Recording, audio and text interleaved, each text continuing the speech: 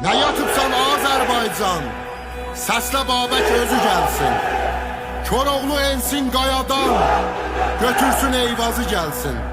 Millətimiz gəlib zara, necə oldu dillənən sara? Xan çobanım gedib hara, əldə telli sazı gəlsin. Səslə Babək özü gəlsin. Araz dola aşa daşa, otay butay haraylaşa. Harda qalıb Zeynəb Paşa? De ağlayan gözü gəlsin. Səslə Babək özü gəlsin. Azərimi gətdin cana, salaram dəlli dastana. Qozaq qala təndir yana, hardan eşim közü gəlsin. Səslə Babək özü gəlsin. Atamdı Babək, anamdı Tumruz, çiynimdə qartal, bayrağımda qırmız.